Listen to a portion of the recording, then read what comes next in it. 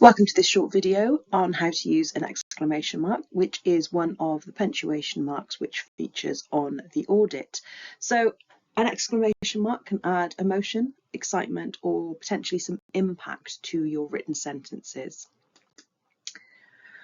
It's a punctuation mark which is used to show a strong emotion, and that emotion can be negative or positive. So it can express excitement, it can express surprise, an intense anger, or also a sense of urgency. So there's a range of emotions that an exclamation mark can denote. When should we use it? To show strong feelings. Again, that feeling can be positive or negative, but it denotes some kind of strong feeling. They can be used after an interjection, such as oh wow or oh no, to show that sort of sense of surprise or urgency again. They can be used with commands or warnings, and they could also be used to add emphasis to a particular sentence. So here are some examples. I can't believe we won. So we've got the exclamation mark there to denote the excitement and joy of winning whatever it is that these people have won. Watch out. So we've got a sense of urgency there with the exclamation mark denoting the sense of urgency.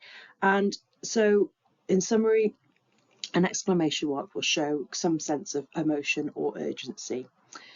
Just a couple of things to think about when you are using exclamation marks. So the first is don't use too many. One is always going to be enough. There's a certain immaturity to your writing if you use more than one exclamation mark. So a good rule is to only ever use one, and don't litter your writing with exclamation marks. They lose their impacts if you use them too frequently.